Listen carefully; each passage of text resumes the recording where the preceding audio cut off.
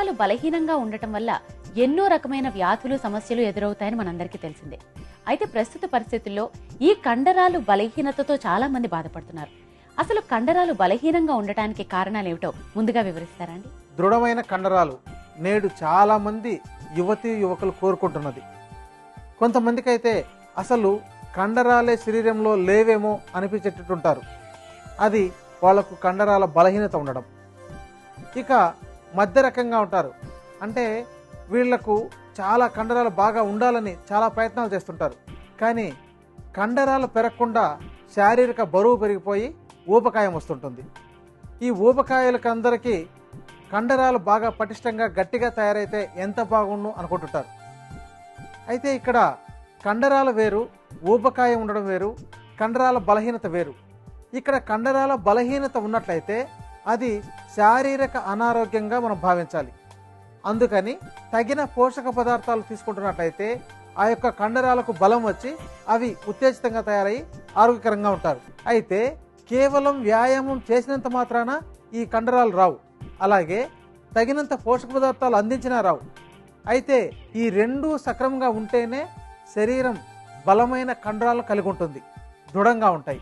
లేని పక్షంలో శరీరానికి పోషక పదార్థాలు అధికంగా అందిస్తే ఊబకాయం వచ్చేస్తుంటుంది, వ్యాయామం సరిపడినంత లేనప్పుడు. కేవలం వ్యాయామమే చేస్తున్నట్లయితే కండరాలు వాటికి తగిన పోషకాలు లేక అవి సరైన ఉత్తేజకరంగా తయారు కావు. అందుకని ఇక్కడ వ్యాయామము అలాగే సరైన పోషకాలు అనేది అవసరం. స్త్రీలు సుకుమారంగా ఉంటారు, అయితే వీళ్ళకు కూడా ఆరోగ్యకరమైన కండరాలు అవసరం. ఎందుకంటే ఇంట్లో నిత్యం చాలా రకాల పనులు చేయాల్సి ఉంటుంది. అవి ఒక రకంగా చిన్న పనులే అనిపించినా రోజంతా ఏదో ఒక పని చేస్తూ ఉండడం వల్ల వాళ్లకు శారీరకంగా ఆరోగ్యమే కాకుండా కండరాలు బలంగా ఉండగలిగితేనే ఆ పనులన్నీ చేసుకోగలుగుతారు. సుబ్రహ్మణ్యం గారు, కండరాలు దృఢంగా బలంగా ఉండేటందుకు ఎటువంటి ఆహారం తీసుకోవాలో వివరిస్తారా అండి? ఉదయం పూట ఆహారం ఎక్కువగా తీసుకోవాలి, మధ్యాహ్నం ఆహారం కొద్ది మోతాదులోను, సాయంత్రం పూట అంటే రాత్రి పూట అల్పాహారం తీసుకోవాలి. కానీ దీనికి విరుద్ధమైన పద్ధతుల్లో మనం తీసుకోవడం వల్ల మన శరీరం కూడా విరుద్ధంగా తయారైపోతుంది. ఉదయం పూట పూర్తి భోజనం తీసుకుంటున్నట్లయితే మనం శారీరకంగా పనిచేయడానికి, శరీరానికి కావాల్సినంత శక్తిని అందించడానికి, అలాగే కండరాలు ఆరోగ్యకరంగా ఉండడానికి పనికి ఉపయోగపడుతుంది. ఇక రాత్రిపూట స్వల్పమైన ఆహారం తీసుకున్నట్లయితే మన శరీరంలో పేరుకున్న మలినాలన్నీ బయటికి పంపించేయడానికి శరీరానికి అనుకూలంగా ఉంటుంది. అలాగే స్వల్ప ఆహారం వల్ల మన శరీర శుద్ధి అనేది సక్రమంగా జరుగుతుంది. ఇక కండరాలు ఆరోగ్యకరంగా ఉండాలంటే మనం విత్తనాలు ఎక్కువగా తీసుకోవాలి.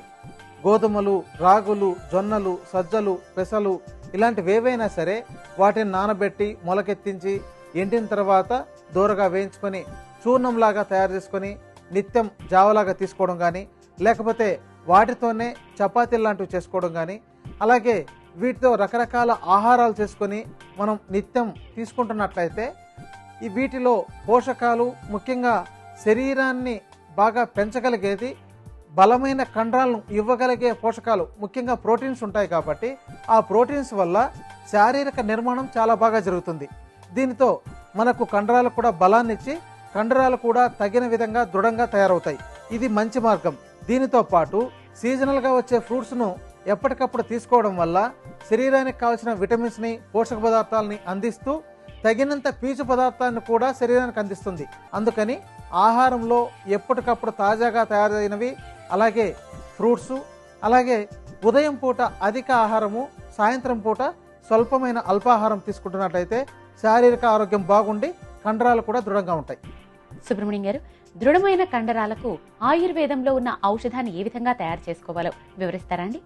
దృఢమైన కండరాలు కావాలనుకునే వాళ్ళు ఇప్పుడు చెప్పబోయే ఔషధాన్ని తయారు చేసుకుని ఉపయోగిస్తున్నట్లయితే శారీరకంగా కండరాలు పెరగడమే కాకుండా మీ యొక్క ఆరోగ్యాన్ని కూడా చాలా బాగా పెంచగలుగుతుంది. అయితే ఇతర వ్యాధులు ఏవైనా ఉన్నట్లయితే వాటికి తగిన ఔషధాలు తీసుకుంటూ ఆ వ్యాధుల్ని తగ్గించుకున్న తర్వాత ఈ యొక్క ఔషధాన్ని ఉపయోగించినట్లయితే మంచి ఫలితాలు మీరు చూడొచ్చు. ఇక్కడ ఉపయోగపడే మూలికల్లో అమోఘమైంది, అద్భుతమైంది తామర గింజలు. మార్కెట్లో తామర గింజలు లభిస్తాయి. వీటిని సేకరించుకొని నీటిలో నానబెట్టి తర్వాత ఎండించి దోరగా వేయించిన తర్వాత పగలగొట్టాలి. అలా చేసిన తర్వాతనే అవి పగిలి లోపల పప్పు లాంటిది వస్తుంది. ఆ పప్పును మళ్ళీ దోరగా వేయించుకొని చూర్ణం చేసుకోవాలి.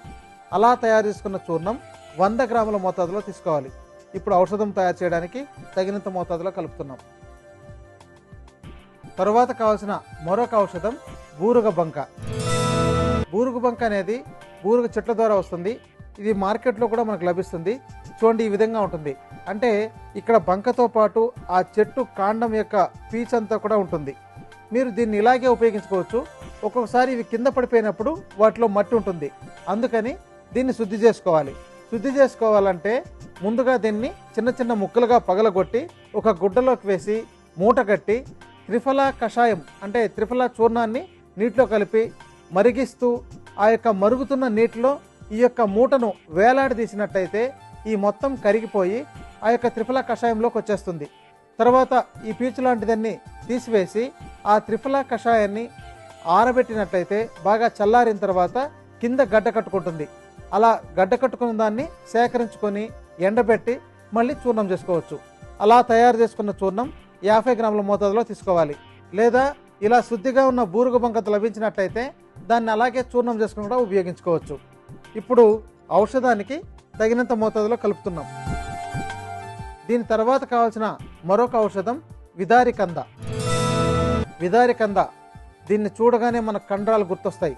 చూడండి, ఈ యొక్క ముక్కలు చూసినట్లయితే మాంసపు ముక్కలు ఎండబెడితే ఏ విధంగా ఉంటుందో అలా ఉంటున్నాయి.